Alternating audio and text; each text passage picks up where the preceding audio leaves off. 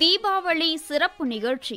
இன்று நாகஸ்வர கலைஞர் சித்துக்காடு டி.ஜி. முருகவேல் அவர்களுடனான நேர்முகம் கேட்கலாம். உடன் உரையாடுபவர் வித்யாவதி. மங்கள வாத்தியம் அப்படின்னு சொல்லும் போதே நமக்கு ஞாபகம் வருது நாகஸ்வரம் தான். இன்னைக்கு நாம ஏன் நாகஸ்வரம் பத்தி பேசுறோம் அப்படின்னு தானே யோசிக்கிறீங்க. இன்னைக்கு நிகழ்ச்சியில ஒரு சிறப்பு விருந்தினர் வந்திருக்காங்க. அவர் யார் தெரியுமா? 45 ஆண்டுகளாக தனது 2 கரங்களோட 3வது கரமா நாகஸ்வரத்தையே வரமா பெற்ற ஒருத்தர். அகில இந்திய வானொலியிலையும் தூர்தர்ஷன்லயும் டாப் கிரேட் கலைஞரான இவர் பல விருதுகளையும் பெற்றிருக்கார். சமீபத்துல தமிழ்நாடு அரசுடைய கலைமாமணி விருதையும் பெற்றிருக்கிறார். இப்ப கண்டுபிடிச்சிருப்பீங்கன்னு நினைக்கிறேன். எஸ், நாகஸ்வர இசை கலைஞர் கலைமாமணி சித்துக்காடு டி.ஜி. முருகவேல் அவர்கள் தான் இன்னைக்கு நம்ம அரங்கத்துக்கு வந்திருக்கார்.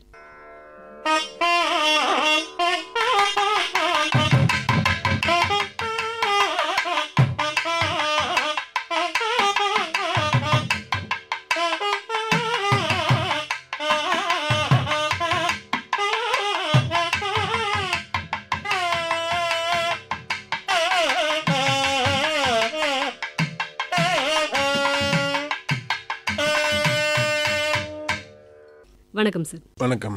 நாகஸ்வரத்தை நீங்க எப்ப வாசிக்க ஆரம்பிச்சீங்க? எப்படி இந்த வாத்தியத்தை கத்துக்கணும்னு உங்களுக்கு தோணுச்சு? நாங்கள் எங்கள் ஃபேமிலியே பரம்பரையாக அந்த தொழில் தான் செய்துட்ருக்கோம். எங்கள் அப்பா வகையில் எல்லாம் தவில் அந்த மாதிரி தான் பண்ணிட்டு இருந்தாங்க. எங்கள் அம்மா வகையில் எல்லாம் நாதஸ்வரம். அந்த வகையில் நான் நாதஸ்வரம் தொழில் இன்னைக்கு வந்திருக்கு. நான் இந்த நாதஸ்வரம் கற்றுக்கிறதுக்கு முதல் காரணம் சித்துக்காடு என்கிற திருவண்ணம் கிராமம். அங்கே 2 ஸ்தலம் இருக்குது. பழமையான கோவில், ராஜராஜ சோழன் காலத்தில் கட்டின கோவில், சுந்தரராஜ பெருமாள், தாத்திரீஸ்வரர்னு சொல்லி 2 கோவில். அந்த கோவிலுக்கு நித்தியப்படியில் நாதஸ்வரம் வாசிக்கிறதுக்கு ஒரு ஆள் தேவைன்னு சொல்லி தான் எங்கள் அம்மா இந்த தொழிலில் என்னை கொண்டு வந்தாங்க. எந்த வயசுல நீங்க கத்துக்க ஆரம்பிச்சீங்க? 8 வயசு இல்லைம்மா, 3வது முடிச்சு 4வது போனப்போ. அப்போதுலேருந்து இப்போ வரைக்கும் கற்றுக்கிட்டு தான் இருக்கும். அதுக்கு முடிவும் கிடையாது, வழக்கம் போல் கற்றுக்கிட்டு தான் இருக்கும். எந்த ஒரு கலையும் கை கூடணும்னா இறையருள் குரு அருள் 2மே இருக்கணும். உங்களுடைய முதல் குரு யாரு? யார்கிட்டலாம் நீங்க பயிற்சி எடுத்துக்கிட்டீங்க? நம்ம கோவிலில் அப்போது நம்ம பக்கத்து ஊரை சேர்ந்தவர் வைலாநல்லூர்னு சொல்லிட்டு அவர் தாமோதரன் சொல்லி அவங்க தான் எனக்கு முதல் குரு. அவங்கக்கிட்ட கொஞ்சம் 2 வருஷ காலம் வர்ணம் வரைக்கும் பாடம் பண்ணேன். அதுக்கு பிறகு அவருக்கு குருநாதர் கொசப்பேட்டை கந்தசுவாமின்னு சொல்லி அவங்கக்கிட்டலாம் எங்களுக்கு அந்த வாய்ப்பு கிடைச்சதுனால தான் எங்களுக்கு அவங்க தான் கொண்டு வந்திருக்காங்க, கந்தசுவாமி பிள்ளைன்னு சொல்லி. அவங்கக்கிட்ட 80லேருந்து 84 வருஷம் குருகுலவாசமாக அங்கேயே இருந்து கற்றுக்கிட்டோம். அதுக்கப்புறம் 83ல் ஊருக்கு போயிட்டு அன்னையிலேருந்து இன்ன வரைக்கும் கோயில் சேவை பார்த்துட்ருக்கோம். நித்தியப்படிக்கும் தான் கற்றுக்கிட்டது. விசேஷ நாளில் மட்டும் வருஷத்தில் ஒரு 10 கச்சேரி ஊருக்கு போயிட்டு சுவாமிக்கு அந்த சேவை நான் எதுக்கு கற்றுக்கிட்டனோ அந்த என்னுடைய சேவையை நான் செய்துட்ருக்கேன். தவிலும் உங்களுடைய அப்பா பரம்பரையில் வாசிச்சுட்டு இருந்தாங்கன்னு சொன்னீங்க, அம்மாவோட சைட்லேருந்து நாகஸ்வரம் வாசிச்சாங்கன்னு சொல்கிறீங்க. 2 இன்ஸ்ட்ருமெண்ட் இருக்கும்போது நீங்கள் ஏன் நாகஸ்வரத்தை குறிப்பாக தேர்ந்தெடுத்தீங்க? இல்லை, நாங்கள் அண்ணா தம்பி 2 பேர் இருந்தோம். அண்ணா தவுள் வாசிப்பார். அதனால் ஒருத்தர் தவுள் ஒருத்தர் நாதஸ்வரம் தான். அந்த கோயில் சேவத்துக்கு வெளியே போய் ஆள் தேட இருக்காது அப்படின்னு சொல்லி அந்த ஒரு ஐடியாவில் எங்கள் அம்மா பண்ணது தான். நாங்கள் சின்ன குழந்தைங்களா இருக்கும்போது எங்கள் அப்பா தவறிட்டார் 1 வயசாக இருக்கும்போது. அந்த ஒரு காலகட்டத்துக்கு அந்த இடத்துக்கு அதை தான் பண்ணணுன்ற ஒரு சூழ்நிலையில் அதை அப்படி பண்ணி கொண்டு வந்தது. அதுக்கப்புறம் 83ல் கோயில் பண்ணிகிட்டு இருந்தேன். கச்சேரிலாம் நல்லா போயிட்டு இருந்தது. 86ல் அடையார் மியூசிக் காலேஜில் ஜாயின் பண்ணி 86 to 89 3 வருஷம் டிப்ளமா கோர்ஸ் முடித்தோம். அதுக்கப்புறம் கச்சேரி வாக்கெல்லாம் வேறு மாதிரி மாறிச்சு. அதுக்கப்புறம் கல்யாணம் அதெல்லாம் முடிஞ்சது. நாகஸ்வரத்தோட உங்களது பயணம் அதை பற்றி சொல்லுங்கள். 95ல் radio program first program B pass பண்ணோம். 97ல் பிகை பாஸ் பண்ணோம். 2000ல் ஏ கிரேடை பாஸ் ஆச்சு. அதுக்கப்புறம் ஏ கிரேடில் இருக்கும்போது நிறைய ஸ்பெஷல் ப்ரோக்ராம்லாம் பண்ணியிருக்கேன். அதுக்கப்புறம் ஏடாப்பு வந்தது. இந்த இசைசாரல் ப்ரோக்ராம் அதை தான் ஏடாப்புக்கு அமிச்சோம், ஆடியன்ஸ் ப்ரோக்ராமு. அது ஓகே ஆகி வந்தது. அதுக்கப்புறம் 2013ல் ஏடாப் பாஸ் பண்ணினேன். அதுக்கப்புறம் முக்கியமான ப்ரோக்ராம் நம்ம பெரிய ப்ரோக்ராம் G20 மாநாடு அப்போ நம்ம நிலையத்து மூலயமா பண்ண முக்கியமான ப்ரோக்ராம் அகாடமியில் நடந்து மியூசிக் அகாடமியில். அது நான் தான் ஃபஸ்ட்டு ப்ரோக்ராம் நான் தான் வாய்ச்சேன். 2007ல் ஜூப்ளியில் சங்கீத சம்மேளம் பண்ணியிருக்கோம். இப்போ போன தீபாவளிக்கு டிவிக்கும் நான் தான் வாய்ச்சேன், ரேடியோவுக்கும் நான் தான் வாய்ச்சேன். இந்த தீபாவளிக்கு ரேடியோவில் உங்களுடைய இன்டர்வியூ நாங்கள் கேட்கலாம் கண்டிப்பாக. அதான் ஏதோ சுவாமி 2 கொடுத்துட்ருக்கார். அதுக்கப்புறம் மலையமாக்க மணின்னு சொல்லி என்னுடைய குருநாதர் அவர் கூட வாசிச்சுட்டு இருக்க காலத்தில் தான் எனக்கு நாதஸ்வரத்தினுடைய எல்லா விஷயங்களையும் தெரிஞ்சுக்கிறதுக்கு ஒரு வாய்ப்பு கிடைச்சி. சுதினா என்ன, தாளம்னா என்ன, ராகம் எப்படி வாசிக்கணும், சொரம் எப்படி வாசிக்கணும், அந்த அனுபவங்கள்லாம் நிறைய ஒரு 7-8 வருஷம் கூட வாச்சா அவருடைய காலகட்டங்களில் தான் எல்லாத்தையும் தெரிஞ்சுக்கிட்டோம். அதுக்கு பிறகு என்னென்ன நம்மளால் முயற்சி பண்ண முடியுமோ பண்ணிக்கிட்டு இருக்கோம். இப்போ அதுக்கப்புறம் நம்ம ராஜா அண்ணாமலை மன்றம் தமிழிசை கல்லூரியில் ஒரு 3-4 வருஷம் லெக்சராக ஒர்க் பண்ணியிருந்தேன் நாதஸ்வரத்துக்கு. நாகஸ்வரம் அப்படிங்கிறது பேசிக்காக ஒரு விண்ட் இன்ஸ்ட்ருமெண்ட், காற்றை அடிப்படையாக கொண்ட ஒரு இசைக்கருவி. அதுக்கு நம்மளுடைய மூச்சு காற்று ரொம்பவே பிரதானமாக பயன்படும் இல்லையா? ஸோ சின்ன வயசில் நம்ம ஈஸியாகவே மூச்சு காற்றை வந்து கட்டுப்படுத்தி வாசிக்க முடியும். பட் ஒரு சர்டன் ஏஜுக்கு அப்புறம் அதை பண்ணுறது நமக்கு ரொம்ப சவாலான விஷயமா இருக்கும். பட் நீங்கள் இந்த வயசுலையும் ஸ்திரமாக சூப்பராக வாசிச்சுட்டு இருக்கீங்களே, உங்களுடைய சீக்ரெட் என்ன? சங்கீதம் சொன்னாலே எந்த விதமான சங்கீதமாக இருந்தாலும் உழைப்பு நிறைய இருக்கணும், டெய்லி ப்ராக்டிஸ் பண்ணணும். இன்றைக்கி நம்ம உடம்புக்காக என்னென்ன பண்ணிகிட்டு இருக்கோமோ, வாக்கிங் போகிறோம், அதை பண்ணுறோம், எக்ஸசைஸ் பண்ணுறோம், யோகா பண்ணுறோம், இந்த மாதிரி பலது பண்ணிகிட்டு இருக்கோம். அது மாதிரி அதுவும் ஒரு பயிற்சியாக தினமும் பண்ணணும். நமக்கு தெரிஞ்சு உலகத்தில் இருந்த பெரிய பெரிய ஜாம்பவான்கள், பெரிய பெரிய மகாமேதிகள்லாம் டெய்லி உழைச்சாதான் உழைக்கிறதுக்கு உண்டான மகத்துவம் கிடைக்கும். அந்த உழைக்க அந்த பிரெத் கண்ட்ரோல்லேருந்து எல்லாமே நமக்கு கிடைச்சிடும். நம்ம உடம்பே ஒத்துழைக்கலனாலும் அது ஒத்துழைக்கும் நமக்கு. இன்னைக்கு அந்த மாதிரி பார்க்கும்போது 90 வயசில் ஏகேசி நடராஜன் ஐயா அவங்க வாசிச்சுட்டு இருக்காங்க. உடம்பு நிற்க முடியாது, கீழே உட்கார முடியாது, சேரில் தான் உட்கார முடியாது. அந்த மாதிரி ஒரு கண்டிஷன் எல்லாமே வீக் ஆகிக்கணும். அவங்களுக்கு அந்த வாசிக்கிறதுல அந்த ஆரோக்கியத்தில் எதுவுமே குறையல, அந்த சுதி குறையல, அந்த ஃபீடு குறையல. இன்றைக்கும் 96 வயசை தாண்டி சுத்தமாக வாசிச்சுட்டு இருக்காங்க. அதுக்கு உழைப்பு தான் காரணம். நம்ம அதை முறையான ப்ராக்டிஸில் கொண்டு வந்து முறையாக பயிற்சி எடுத்து முறையாக அதை உட்காந்து டெய்லி 1 மணி நேரம் அதுக்காக உழைக்கணும். உழைச்சா அது கண்டிப்பாக நமக்கு தேவையானதை கொடுத்துரும். இதுக்கு தனியாக மூச்சு பயிற்சி, இதுக்கு தனியாக ப்ராக்டிஸ் அப்படிலாம் கிடையாது. குருகுல வாசம் முதல்ல போனால் நமக்கு என்ன அடிப்படை பாடங்கள் சொல்லித்தராங்களோ, அன்னைக்கு எப்படி நமக்கு ஸ்டார்டிங்கில் ப்ராக்டிஸ் சொல்லித்தராங்களோ, அந்த ப்ராக்டிஸு நம்ம காலம் முடிகிற வரைக்கும் நம்ம தொடர்ந்து பண்ணிகிட்டு இருக்கணும். முடிவு கிடையாது இதுக்கு எங்கே முடிவு இருக்குன்னு இது வரைக்கும் யாரும் கண்டுபிடிக்கல. சுவாமிக்கு தான் தெரியாது முடிவு எங்கே இருக்கு. இது கடல் மாதிரி கண்டுபிடிச்சிட்டே இருக்காங்க. இன்னைக்கு இந்த தெருவில் ஒருத்தர் வாச்சிட்டு இருப்பாரு, பிரமாதமாக இருக்கும். அடுத்த தெருவுக்கு போனால் அவர் இன்னும் பிரமாதமாக வாச்சிட்டு இருப்பாரு. ஒருத்தர் கேட்கறதுக்கு சுகமாக வாச்சிட்டு இருப்பாங்க. ஒருத்தர் சவுண்டு கேட்கும் போதே அது ஒரு தெய்வீகமாக இருக்கும். சொல்லிக்கிட்டே போகலாம். அதை இப்போ நாகஸ்வரம்னு எடுத்துக்கிட்டோம்னா நம்ம திருமண நிகழ்ச்சிகளில் முக்கியமான வாத்தியமாக நம்ம இசைக்கிறோம். அதுக்கப்புறம் கோயில்களில், அப்புறம் கலை நிகழ்ச்சிகளில், இந்த 3 இடங்களில் வாசிக்கிறதுக்கும் ஏதாச்சும் வேறுபாடு இருக்கா? இடத்துக்கு தகுந்த மாதிரி பண்ணுறோம். அதுதான் கல்யாண நிகழ்ச்சிகள்னு சொல்லும்போது, கல்யாண நிகழ்ச்சியிலையும் சில கல்யாணங்கள் இருக்குது. அந்தந்த இடத்துக்கு தகுந்த மாதிரி. இப்போ நம்மள மாதிரி ஒரு சங்கீதக்கார வீட்டில் ஒரு கச்சேரி பண்ணுறோன்னா அவங்களுக்கு எல்லாமே தெரியும், சங்கீதத்தை பற்றி ஓரளவுக்கு தெரியும், அந்த நுணுக்கங்கள் தெரியும். ஆமாம். அப்போ நம்ம அங்கே போய் எதுவும் மாற்றியெல்லாம் பண்ணி எதுவும் பண்ண அவங்க ஒத்துக்கிற மாதிரி பண்ணணும். அந்த பயமே தன்னால் உள்ளுக்குள்ளே வந்துடும். ஆமாம். நமக்கு முன்னாடி ஒரு 4 சங்கீதக்கார் உட்காந்தாலே அவங்கள பார்த்தாலே நமக்கு அந்த அச்சம் வந்துடும். இது நார்மல் பீப்புள் அவங்க வீட்டில் போய் வாசிக்கிறோன்னா நமக்கு அந்த அச்சம் வராது. அன்னைக்கு ஃப்ரீயாக இருக்கும், நம்ம நினச்சது எல்லாமே வாசிக்கலாம், சிந்தனைகள் இருக்காது. இப்போ இந்த மாதிரி ஒரு பீப்புளில் உட்காந்து வாசிக்கும் போது அந்த சிந்தனை தன்னால் தோண ஆரம்பிச்சிடும். அதுதான். அதே மாதிரி இந்த கோயிலுங்களில் வாசிக்கும் போது கோயிலுக்குன்னு எல்லாமே ஒரு முறை இருக்குது. முதல்ல 24 மணி நேரத்துக்கு 24 ராகங்கள் வாசிக்கணுன்ற ஒரு காலகட்டங்கள் அந்த காலத்தில் இதெல்லாம் வகுத்து வச்சிருக்காங்க. இது இன்னைக்கு நேரத்துலாம் பண்ணலை. சில ராகங்கள் எங்களுக்கு சொல்லுவாங்க. ஆமாம், வேலை ராகம்னு சொல்லி காலையில் சுவாமி எழுந்ததுல சுவாமி நைட்டு படுக்க போகிற வரைக்கும், காலையில் பூபாலத்துலேருந்து நைட்டு நீலாம்பரி வரைக்கும் பல ராகங்களை நிர்ணயிச்சு வச்சிருக்காங்க. அதே மாதிரி கும்பாபிஷேகம்னு சொல்லி ஒன்று பண்ணுவாங்க. அதுக்கு முன்னாடி 8 திக்கு பலி போடுவாங்க. அதுக்கு 8 திக்குக்கு உண்டான 8 ராகங்கள் இன்னைக்கும் கம்பல்சரியாக நாங்கள்லாம் அங்கெல்லாம் போனால் வாசிச்சுட்டு தான் இருக்கோம், கேட்பாங்க. அதே மாதிரி அந்த பெரிய பெரிய ஸ்தலங்களில் அந்த பாரம்பரியம்லாம் கைவிடாமல் ஃபாலோ பண்ணிட்டு தான் இருக்காங்க. அது நல்லா போயிட்டு தான் இருக்குது. கோயிலில் நீங்கள் சொல்லும் போது எனக்கு ஒரு விஷயம் ஞாபகம் வருது, சுவாமி புறப்பாடு. சுவாமி புறப்பாடு அப்படின்னு சொன்னாலே நாகஸ்வரமும் தவிலும் இல்லாத ஒரு நிகழ்ச்சி நம்ம எதிர்பார்க்கவே முடியாது அப்படின்னே சொல்லலாம். அதில் குறிப்பாக மல்லாரி, அதை பற்றி எங்களுக்கு சொல்லுங்கள். அது மல்லாரிக்கும் சுவாமி புறப்பாட்டுக்கும் பெரிய தொடர்புகள் நிறைய இருக்குது. அது ஒரு காலத்தில் நாதஸ்வரம் வண்டி தான் சுவாமிக்கு வாசிக்கணுன்ற ஒரு காலகட்டம் இருந்து, மீதி எல்லாம் வாத்தியமும் இருந்தது.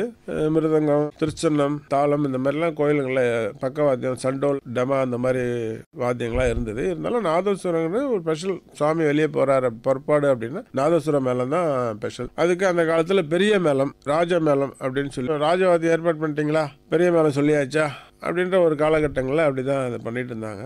மல்லாரின்னு சொன்னால் கம்பீர நாட்டையில் அமைஞ்சிருக்கக்கூடியது தான். முதல்ல கம்பீர நாட்டை தான் அதுக்கு அடித்தளமாக வகுத்திருக்காங்க. அதில் மல்லாரி பண்ணியிருக்காங்க.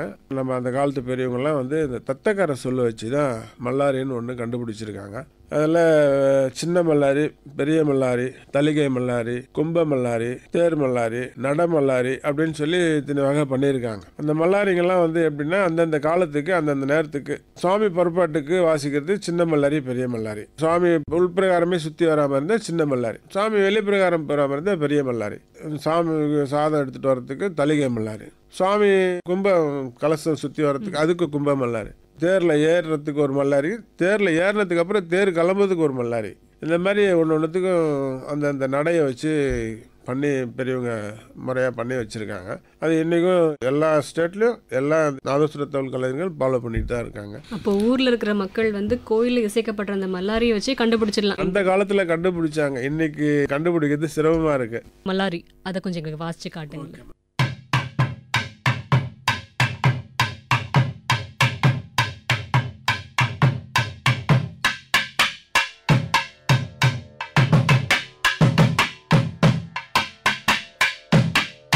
இது சுவாமி புறப்பட்டும் போது இந்த மாதிரி சுதியை போட்டு தவிழில் ஆரம்பிப்பாங்க.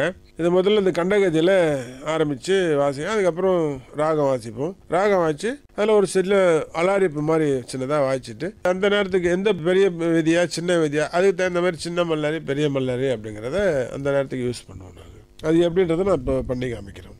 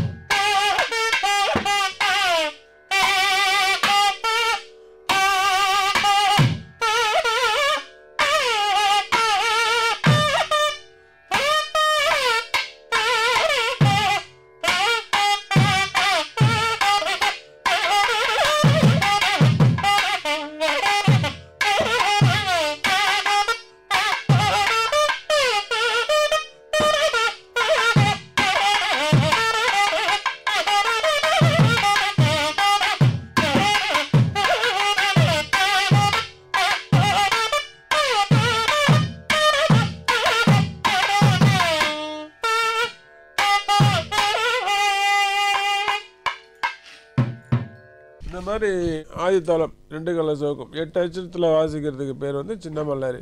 இது 9 அச்சரம், 10 அச்சரம், 11 அச்சரம் இந்த மாதிரி அச்சரங்கள் கூடி வாசிக்கும் போது அதுக்கு வந்து வழக்கமான முறையில் பார்த்தோம்னா 9 அச்சரம் கண்டஜாதி திருப்படியில் வாசிக்கக்கூடிய மல்லாரி தான் பெரிய மல்லாரியாகவும், ஆதித்தாளத்தில் வாசிக்கக்கூடிய மல்லாரி தான் சின்ன மல்லாரியாகவும் அந்த காலத்தில் பெரியவங்க இதை வந்து முறை பண்ணி வச்சுருக்காங்க. இன்றைக்கி சங்கரஜாதி திருப்படின்னு சொல்லி 29 அச்சரம் அதுலேயும் மல்லாரி பண்ணுற அளவுக்கு இன்றைக்கி நிறைய பண்ணிக்கிட்டு இருக்கோம்.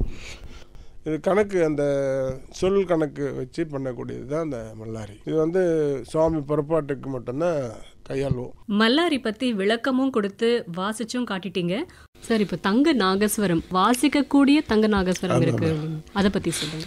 நமக்கு முன்னோருங்களாம் அதான் நாங்கள் பார்த்ததில்ல, கேள்விப்பட்டிருக்கோம். தங்க நாயனகர் அப்படின்னு சொல்லி ஒரு சிலவங்க சென்னையிலே வந்திருக்காங்க, தஞ்சாவூர் சைட்லேயே இருந்திருக்காங்க. அவங்களுக்கு தங்க நாயனகர்னு பேர். நாதஸ்வரம் சொல்ல மாட்டேன், நாயனகர் அப்படின்னு தான் சொல்லுவாங்க. அது கேள்விப்பட்டிருக்கோம், பார்த்ததில்ல. நம்ம வந்தவாசி பக்கத்தில் தென்னாங்கூர்னு சொல்லிட்டு பாண்டுரங்கன் ரகுமாய் டெம்பிள், அங்கே 2 கோடி ரூபாய் பட்ஜெட்டில் தங்க ரதம் ஒன்று பண்ணியிருந்தாங்க. அந்த தங்க ரதத்துக்கு கும்பாபிஷேகத்துக்கு என்னை வாசிக்க சொல்லும் போது, ஏற்கனவே அதுக்கு முன்னாடி கோவில் கும்பாபிஷேகம் ஆச்சு. இந்த தங்க ரதம் கும்பாபிஷேகம் வாசிக்கும் போது அந்த கோவிலில் முக்கியமான ஒருத்தர் நமக்கு அவர் என்ன சொன்னார், சார் உங்களுக்கு ஏதாவது ஒன்று செய்யணும், அந்த கோவில் பட்டர் வித்வான் உங்களுக்கு ஏதாவது ஒன்று செய்யணுமே, நீங்கள் எல்லா கும்பாபிஷேகத்தையும் வாசிச்சிட்டிங்க, ஞாபகம் இருக்க மாதிரி ஏதோ ஒன்று நான் சின்னதாக ஏதாவது மெடல் மாதிரி பண்ணுங்கண்ணே அப்படின்னு.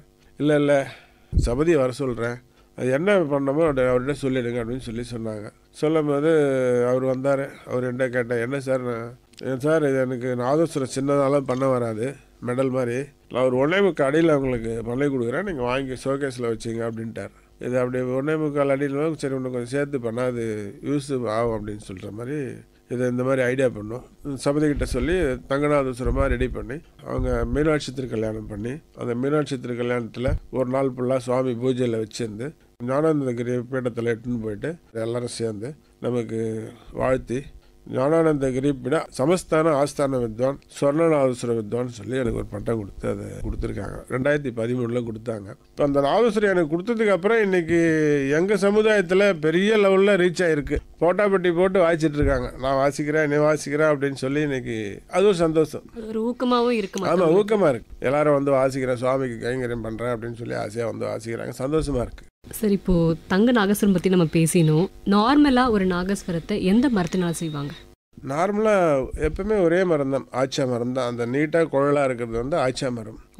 அதுக்கு கீழே அந்த ரவுண்ட் வடிவில் இருக்கிறது வந்து இழுப்ப மரம் தான் அன்னைக்கு செய்துட்டு இருந்தாங்க. இது வந்து ஆரம்ப காலத்தில் திபுரி நாதஸ்வரம்னு சொல்லி தான் சின்ன நாதஸ்வரம், அதாவது ஒரு 1.5 அடி தான் இருக்கும்.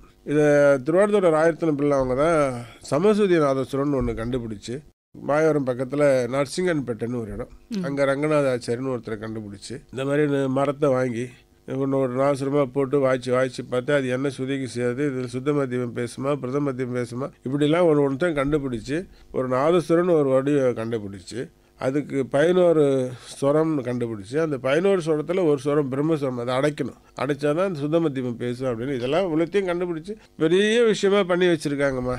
அந்த நாதம் உள்ள மரம் ஆச்சா மரம் தான், வேற எந்த மரத்துலையும் அது வராது. இப்போ இந்த கோல்டு நாதஸ்வரம் கூட வந்துட்டு உள்ள ஆச்சா மரம் தான், மேலே வந்து கோல்டு பிளேட்டிங் தான் பண்ணியிருக்கோம். நார்மல் நாதஸ்வரத்துக்கும் இந்த நாதஸ்வரத்துக்கும் வாசிக்கும் போது இதில் ஒரு தனி சவுண்டு இருக்கும், அதில் ஒரு சவுண்டு இருக்கும், அதுக்கு உள்ளான சவுண்டு அதுக்கு இருக்கும், இதுக்கு உண்டான சவுண்டு இதுக்கும். இதெல்லாம் தாண்டி நம்ம நாவிக் அமிலத்திலேருந்து வரக்கூடிய ஒரு சவுண்டு இருக்குது. அது இன்னாருக்கு இந்த சவுண்டு நம்ம 10 பேர் பேசினாலும் யார் பேசுகிறான்னு நம்ம கண்டுபிடிப்போம்.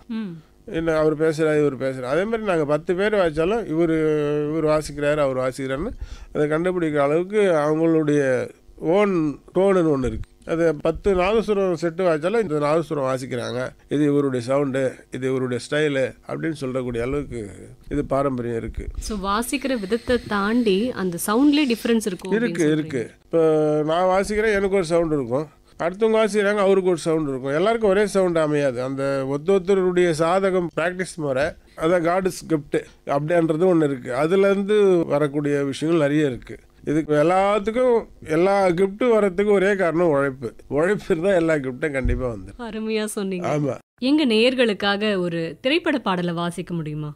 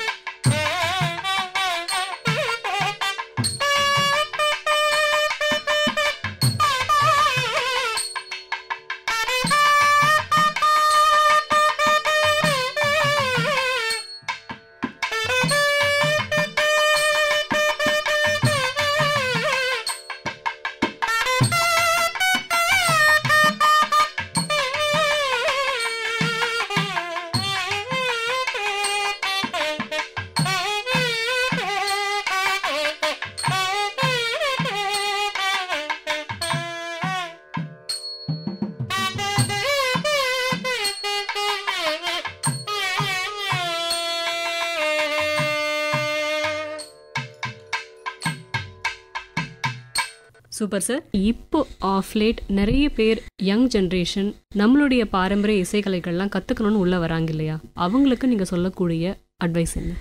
பொதுவாக தொழிலை கற்றுக்கணும்னு சொல்லும் போது கரெக்டான ஒரு ஆசிரியர்கிட்ட போய் சேரணும். கரெக்டான ஆசிரியரா நமக்கு போனால் நமக்கு அவங்க தெரிஞ்சது சொல்லிக் கொடுப்பாங்களாங்கிற மாதிரி ஒரு ஆளுகிட்ட போகணும். சொல்லிக் கொடுக்கக்கூடிய ஆளுகிட்ட போகணும். சொல்லிக்கிறத அவங்க ஃபாலோ பண்ணணும். அன்னைக்கு என்ன சொல்லி கொடுத்தாங்க அதை ஃபாலோ பண்ணணும். அதை ஃபாலோ பண்ணிவிட்டு அதுலேருந்து என்ன பண்ணிட்டு போகலாம். அது பண்ணும்போதே அது கொஞ்சம் கொஞ்சமாக அந்த அனுபவங்களே, இந்த தொழிலை பொறுத்த வரைக்கும் சங்கீதத்தை பொறுத்த வரைக்கும் அனுபவம் தான் மெயின். எல்லாத்தையுமே வாத்தியாருங்க சொல்லிக் கொடுக்க முடியாது. ஒரு கீர்த்தனை சொல்லிக் கொடுக்கலாம், ஒரு ராக ஸ்டைல் சொல்லிக் கொடுக்கலாம், இந்த ராகம் வாசிக்கிற போர்ஷன், அதுக்கப்புறம் அதுலேருந்து வரக்கூடிய கல்பனா சக்தி, சொரம் வாசிக்கக்கூடிய விஷயங்கள், இதெல்லாம் வந்து நம்மளுடைய குருநாதர்களுடைய நம்மளுடைய மூத்தவங்களுடைய நம்ம சீனியாரிட்டியில் உள்ளவங்க கூட வாசிக்கும் போது நம்ம இந்த நாகஸ்வரத்தை கற்றுக்கிட்டு ஒரு 5 வருஷம் 8 வருஷம் நம்ம பிடிச்சவங்க கூட சேர்ந்து வாசிக்கும் போது அந்த அனுபவத்தில் வரக்கூடிய விஷயங்கள் தான் நிறைய. அதை வந்து போனோமா வாய்ச்சோமா அது வரைக்கும் தெரிஞ்சுக்கிட்டோமா வந்தோமா அப்படி இருக்கு. அது போனால் என்ன பண்ணியிருக்காங்க, என்ன பண்ணலாம், இது என்ன தெரிஞ்சுக்கணும், கொஞ்சம் முயற்சி பண்ணால் அது ஒரு பெரிய சப்போர்ட்டாக இருக்கும். அடுத்த ஸ்டேஜுக்கு போகிறதுக்கு பெரிய சப்போர்ட்டாக இருக்கும். ஸோ குரு கிட்ட கற்றுக்கிறது ஒரு பேசிக்காக தான் அமைய போகுது. அதுக்கப்புறம் நம்ம அதை உள்வாங்கிட்டு ரீப்ரொடியூஸ் பண்ணவும் நிறைய விஷயங்கள். ஒரு கல்பனாஸ்வரம் பாடுறது குரு பாடும்போது நம்ம அவர் கூட பாட முடியாது. அவருக்கு வந்து 30 வருஷம் அனுபவம் இருக்கும், 50 வருஷம் அனுபவம் இருக்கும். அந்த சர்வீஸில் வந்து அவங்க பெரிய லெவலில் பாடிக்கிட்டு வருவாங்க. 1 தள்ளி பாடிட்டு வருவாங்க, 2 தள்ளி பாடி திசிரமாக பாடிக்கிட்டு வருவாங்க. நிறைய விஷயங்கள் இருக்குது. அந்த மாதிரி நம்ம கற்றுக்கிற ஸ்டேஜில் உள்ளவங்களுக்கு ஒரு வாட்டி 4 வாட்டி சொன்னால் தான் புரியும். அதை வந்து அந்த வாத்தியாருக்கு தான் தெரியும் எவ்வளோ கஷ்டம் அப்படிங்கிறது. +2 பசங்களுக்கு சொல்லிக் கொடுத்துடலாம். எல்கேஜி யூகேஜி பசங்களுக்கு சொல்லிக் கொடுக்குற ஆசிரியர் இருக்காங்க பாருங்கள், அவங்களுக்கு ரொம்ப பொறுமை வேணும். அதை புரிய வைக்கணும், அந்த குழந்தைங்களுக்கு புரியணும். அது புரிஞ்சாதான், பயத்தினால புரிய வைக்க முடியாது. இது அது ஒரு அனுசரிப்பு இருக்குது, அந்த அனுசரிப்பில் புரிய வச்சாதான் அந்த குழந்தைங்களுக்கு புரியுன்ற மாதிரி. இது அந்த ஒரு பாரம்பரியத்தில் அப்படி ஒன்று ஒன்றா வந்து பண்ணிக்கிட்டு வர்றது. அதுக்கு ஒரு குரு அமையணும், பேரண்ட் அமையணும். இது ரெண்டுமே அமைஞ்சாதான் அதுக்கப்புறம் சுவாமி ஆசீர்வாதம். இதெல்லாம் போய் நமக்கு உழைப்புன்னு ஒன்று இருக்குது. நிறைய பெரிய பெரிய ஜாம்பாவெல்லாம் சொல்லி நம்ம கேட்டிருக்கோம். சமீபத்தில் ஒரு ஜெயஸ்தாஸ் சார், ஒரு இளையராஜா சார், அந்த மாதிரி பெரிய பெரிய மகாமேதைங்களாம் இன்னைக்கு அவங்களுடைய ஃபியூச்சர்லாம் சொல்லுவாங்க. அவங்களாம் வந்து உழைச்சி தான் வந்தாங்க. யாருக்குமே எந்த உழைப்பு இல்லாமல் எந்த கிஃப்ட்டுமே கிடைக்காது. நம்ம பாட்டுக்கு மனசார உழைச்சிட்டு இருந்தோம்னா நம்மளை மேலேருந்து ஒரு சக்தி ஃபாலோ பண்ணிகிட்டே இருக்கும். நம்மளை எங்கே எத்துமே உட்கார வைக்கணுமோ உட்கார வச்சிடும். அதுதான். நாகஸ்வர ஓசையில ஒரு திரை இசை பாடலை கேட்போமா?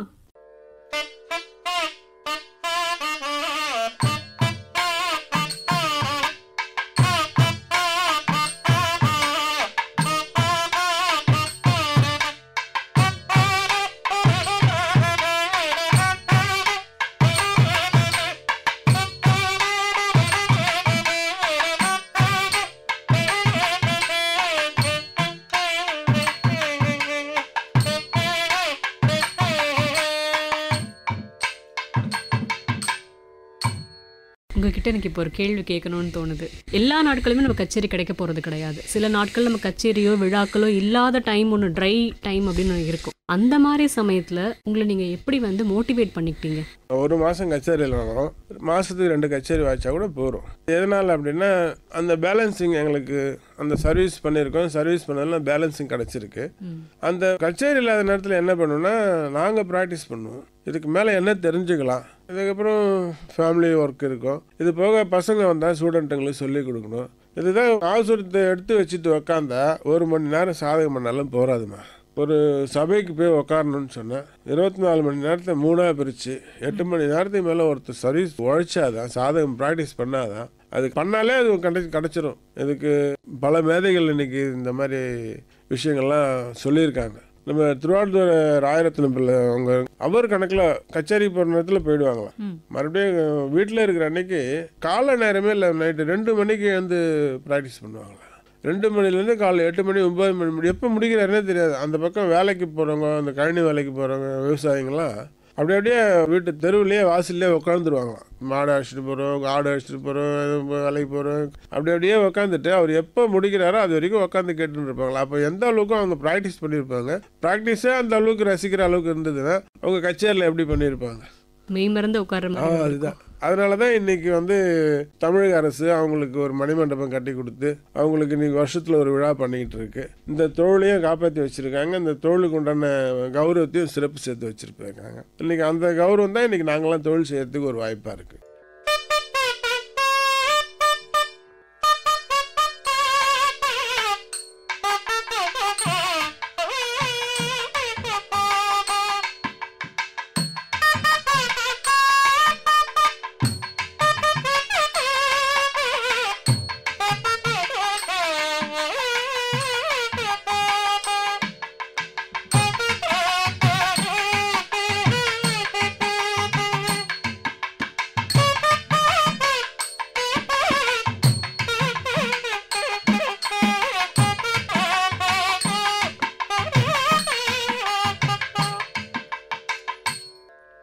இப்போ நீங்கள் என்னதான் ப்ரிப்பேர் பண்ணினாலும் ஒரு கச்சேரிக்கு போகும்போது அந்த மேடையில் சில விஷயங்கள் நமக்கு வந்து சவாலாக அமையும் இல்லையா? அதை எப்படி நீங்கள் அந்த இடத்துல சமாளிப்பீங்க? சின்ன வயசில் 13 வயசில் மெயின் சீட்டுக்கு வந்தோம். எல்லாத்தையும் தாண்டி எல்லா சந்தர்ப்பங்களையும் ஒரு இடத்துல ஒரு பிரச்சனைகளை சந்திச்சு தானே வந்திருக்கோம். சரி, அதுக்கு தகுந்த மாதிரி அந்த சூழ்நிலையை வந்து அன்னைக்கு முதல்ல உட்காரும் போதே இந்த ஸ்டேஜில் இப்படி தான் அமையும், இன்றைக்கி இதை வாட்சா தான் இது எடுப்பிடும், இன்றைக்கி இந்த ஸ்டைலில் டிவோஷனல் கலந்து வாசிக்கலாம், இன்றைக்கி லைட்டு கலந்து வாசிக்கலாம் அப்படின்ற டிசைட் பண்ணிப்போம். அதாவது அங்கே இருக்க 10 பீப்புள்ஸ் வந்திருப்பாங்க. சங்கீதம் தெரிஞ்சவங்க, சங்கீதம் தெரியாதவங்க, ஏதோ டென்ஷனில் இருக்கவங்க, கவலையில் இருக்கவங்க, எல்லா பீப்புளும் வந்திருப்பாங்க. நம்ம பண்ணுற ஒரு 10 விஷயம் ஒரு 4 பேராவது நம்மளை கவனிக்கிற மாதிரி நம்மக்கிட்ட இருக்கணும். அந்த அண்டர்ஸ்டாண்டிங் நம்மக்கிட்ட இருக்கணும். நம்ம அந்த சபாவுக்கு போனாலும் சரி, கல்யாணத்துக்கு போனாலும் சரி, கோவிலுக்கு போனாலும் சரி, நமக்குன்னு ஒன்று இருக்குது. அந்த பாரம்பரியத்தை விட்டு கொடுக்காம நம்ம முதல்ல ரசித்து இதை இங்கே பண்ணால் அது நல்லாயிருக்கும், நம்ம அனுபவித்து பண்ணினா, நம்ம ரசித்தோம்னா தன்னால் நம்ம பண்ணுறத அடுத்தவங்க ரசிப்பாங்க.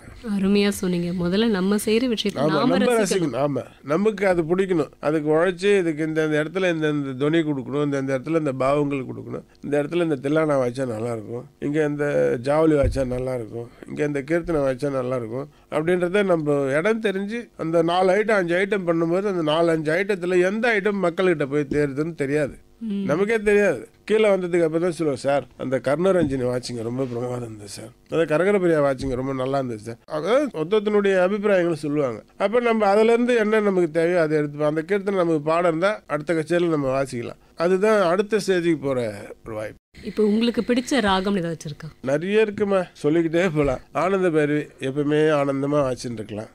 கனராகங்கள்னு சொன்னால் தோடி, சங்கராபரணம், அந்த மாதிரி கீரவாணி, அந்த மாதிரி நிறைய ராகங்கள். பிரதமத்திப ராகங்கள்னு சொன்னால் தர்மாவதி, சிம்மந்திர மத்தியபம், சண்முகப்பிரியா அதெல்லாம் தர்மாவதி எல்லாம் பார்த்தீங்கன்னா அது டிஃப்ரெண்ட்டாக கையாளலாம். கர்நாடகாவும் பண்ணலாம், லைட்டாகவும் கையாளலாம். நம்மளுடைய டேலண்டில் தான் இருக்குது. நாகஸ்வரத்துலேயே அதை கொண்டு வர முடியும். ஆமாம், எல்லா ஸ்டைலையும் நம்ம நாகஸ்வரத்தில் கொண்டு வரலாம். கர்நாடிக், இந்துஸ்தானிக், போக்கு எல்லாமே எல்லாம் இதுலேருந்து வந்திருந்த சார். எல்லாம் இந்த சரிகம பதனி அவங்க 7 சுரத்தில் வந்த விஷயங்கள் தானே. எம்எஸ் அம்மா இவ்வளோ பெரிய லஜனாக இருந்திருக்காங்கன்னா, அவ்வளோ பெரிய ஸ்டேஜுக்கு வந்ததுக்கு அப்புறமும் சாதாரண ஒரு சபா கச்சேரினா கூட 2 ரிகல்சர் தேசாஷ் ஐயாவும் இப்போ அடுத்த 6 மாதத்துக்கு முன்னாடி வர கச்சேரிக்கு இப்போ லிஸ்ட் ரெடி பண்ணிடுவாங்க. இன்னைக்கு நம்ம அவங்களெல்லாம் அந்த இடத்துல பார்க்குறோன்னா அதுக்கு அவங்களுடைய சிந்தனைகள் தான். ஆமா, இதை பண்ணணும்னு நம்ம ஐடியா பண்ணாதான் அதுக்கப்புறம் என்ன பண்ண போறோன்றதை டிசைட் பண்ண முடியும். அந்த மாதிரி எல்லா விஷயமும் நம்ம யோசிக்கணும். முதல்ல கலை நிகழ்ச்சிகள் தாண்டி திரையுலகத்திலயும் நீங்க நிறைய வாசிச்சிருக்கீங்க இல்லையா? அந்த அனுபவம் பத்தி எங்களுக்கு சொல்லுங்க. திரையுலகத்தில் நிறைய பண்ணியிருக்கேம்மா. எம்எஸ்வி சாருக்கு தான் முதல் பண்ணேன் நான். எம்எஸ்வி சார் கூட நிறைய பண்ணியிருக்கோம். நம்ம ரமண யாத்திரைன்னு சொல்லிட்டு எம்எஸ்வி சாரும் இளையராஜா சாரும் ஒரு பெரிய ப்ரோக்ராமு, ஒரு பெரிய கேசட்லாம் பண்ணாங்க. அதுக்கு நான் தான் வாய்ச்சேன். அது ஒரிஜினல் லைவ் வந்து திருவண்ணாமலையில் நடந்த லைவ் ஷோ நான் தான் போய் வாய்ச்சிட்டு வந்தேன். சங்கர் கணேஷ் சாருக்கு நிறைய டிவோஷனல் நிறைய பண்ணி கொடுத்துருக்கேன். செல்வ கணேஷ் சாருக்கு வெண்ணிலா கபடி குழுலாம் நாங்கள் தான் வாய்ச்சோம். ராஜா சாருக்கு நிறைய வாய்ச்சிருக்கேன். பர்டிகுலராக சொல்லணுன்னா தாரத்தப்பட்ட படத்தில் நாங்கள் ஒரு 4 நாதஸ்வரம் வாய்ச்சிருக்கோம். அதில் நானும் வாய்ச்சிருக்கேன். இந்த மாதிரி நிறைய ஜர்னைகள் போயின்ட்டுருக்கு.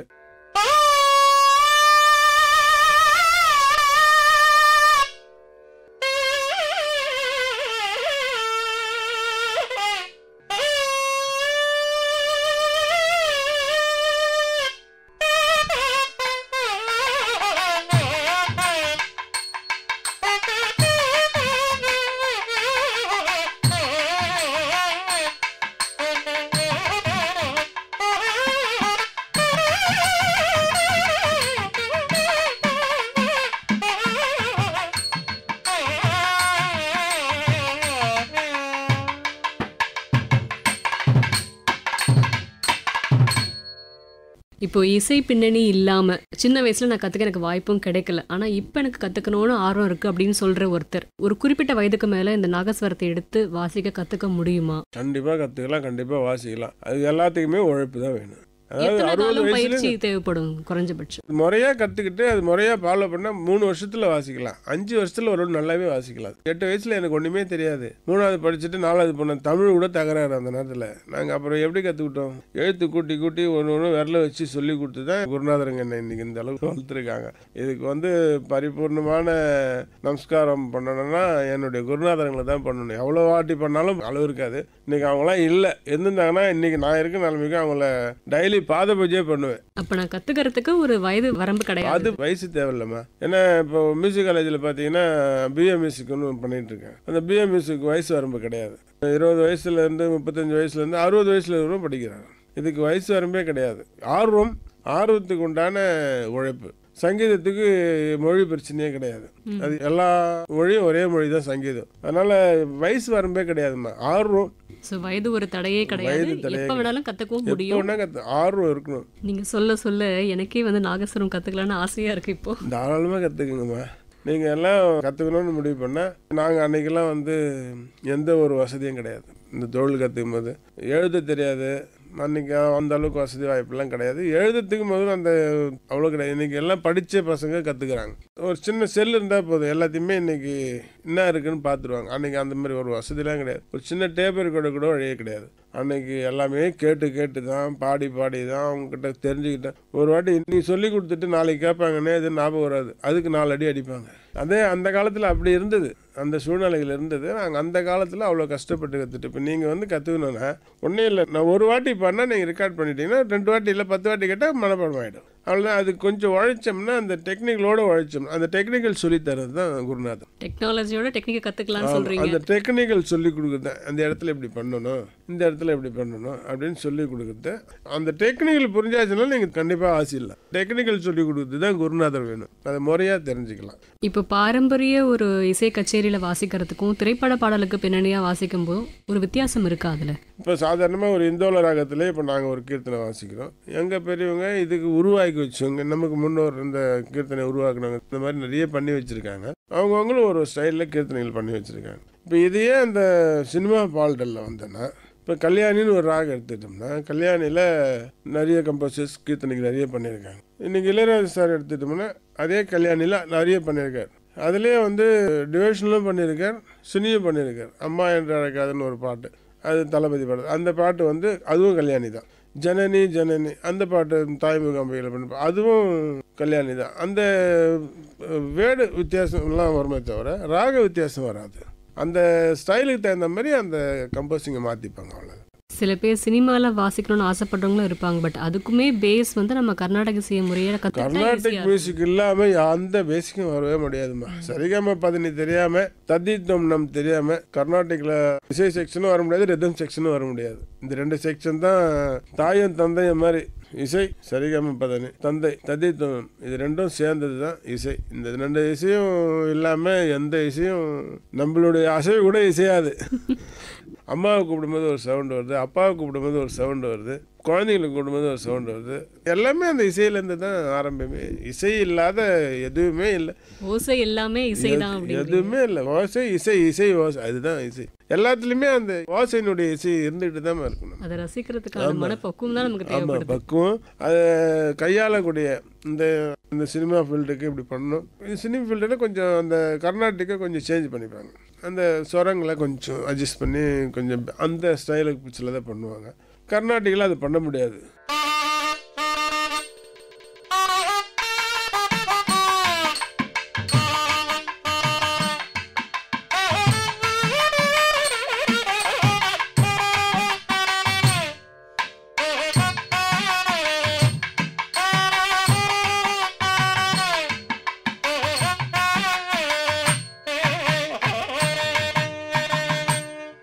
சின்ன வயசுல நாகஸ்வரம் கத்துக்கும் போது மறக்க முடியாத நிகழ்வு நிறைய இருக்கும் இல்லையா? மறக்க முடியாத நிகழ்வு நிறைய இருக்குமா. அதுல எங்க நேயர்களுக்காக ஒன்று சொல்லுங்களேன். நாதஸ்வரம் வாங்கிறதுக்கு கூட வசதி இல்லாத காலமெல்லாம் இருக்கு.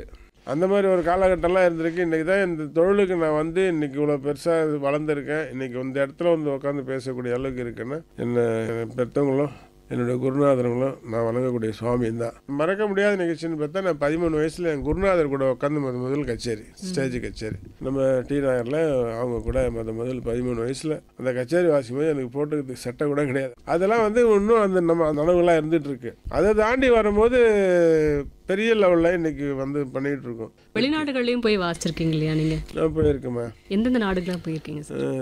பேங்காக் போயிருக்கேன், ஹாங்காங் வந்து போயிருக்கேன். ஹாங்காங்கில் வந்து நாதஸ்வரம் 47 வருஷத்துக்கு முன்னாடி நாமகிரிப்பட்ட கிருஷ்ணன்றவங்க போய் வாசிச்சிருக்கேன். அதுக்கப்புறம் அந்த நாட்டில் நாதஸ்வரமே கேட்டது கிடையாது. அந்த ஒரு இடத்துல நம்ம ஹாங்காங் தமிழ் சங்கத்தில் நான் போய் வாசிச்சு எனக்கு ரொம்ப பெருமை இருந்தது. எனக்கு ரொம்ப பெருமையாக செய்தாங்க. அவங்க என்னை வர வந்து வாசி வச்சாங்க. அடுத்தது சில கச்சேரிகள் ரெடி ஆகிட்டு இருக்கு. நம்ம உள்ளூர் ரசிகர்களுக்கும் வெளிநாட்டு ரசிகர்களுக்கும் டிஃப்ரென்ஸ் ஏதாச்சும் நீங்கள் ஃபீல் பண்ணியிருக்கீங்களா? எல்லா ரசிகர்களுமே ஒரு டேஸ்ட் இருக்குது. ஃபாரின்லாம் வந்து நம்ம பண்ணுறத அதிசயமாக பார்ப்பாங்க. இப்போ நம்ம இங்கே வந்து நம்ம நாட்டில் எல்லாமே ஆரம்பத்துலேருந்து எல்லாமே பார்த்துன்னு வரோம். ஃபாரின்ஸை பொறுத்த வரைக்கும் 10 பேர் வந்தால் 10 பேரும் நம்மளை கவனிப்பா. இது என்னது, இது என்ன டிஃப்ரெண்ட்டாக பண்ணிட்டு இருக்காங்க, டிஃப்ரெண்ட்டாக சவுண்டு கேட்குது அப்படின்னு. அதுலேயும் நிறைய பேர் கற்றுக்கிறவங்களாம் இருக்காங்க, நிறைய பேர் வாசிக்கிறவங்களாம் இருக்காங்க. அந்த மாதிரி கச்சேரி முடிஞ்சு உங்ககிட்ட நேரடியாக வந்து பேசணுங்களும் இருப்பாங்க இல்லையா? நிறைய ஒரு கச்சேரிக்கும் நிறைய அந்த மாதிரி விஷயங்கள் நிறைய நடந்துட்டு இருக்கு. சொல்லிலாம் முடியாது. இன்னைக்கு அவ்வளோ இருக்கு. எல்லாம் போகிற இடத்துல பிள்ளை அந்த வரவேற்போட தான் இன்னைக்கு கச்சேரி பண்ணிட்டு இருக்கோம். அந்த மாதிரி தான் நமக்கு கச்சேரி அமைஞ்சிருக்கு.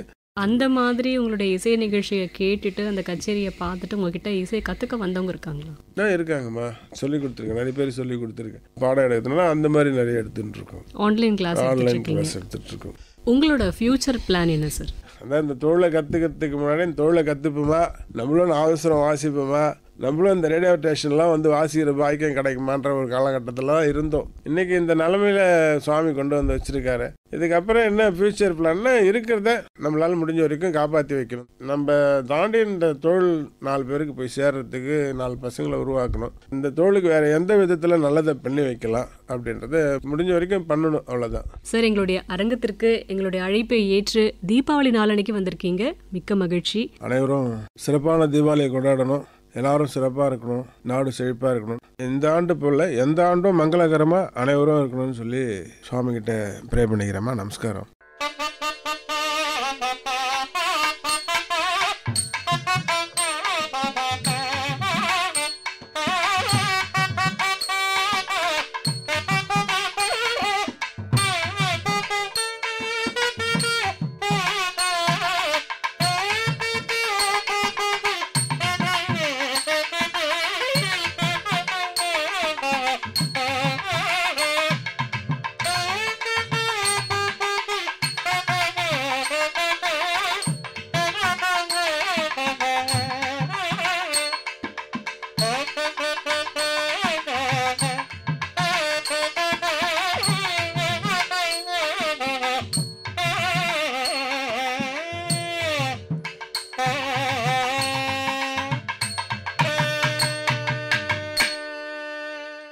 இதுவரை தீபாவளி சிறப்பு நிகழ்ச்சி கேட்டீர்கள். பங்கு பெற்றவர் நாகஸ்வர கலைஞர் சித்துக்காடு TG முருகவேல் அவர்கள். உடன் உரையாடியவர் வித்யாவதி.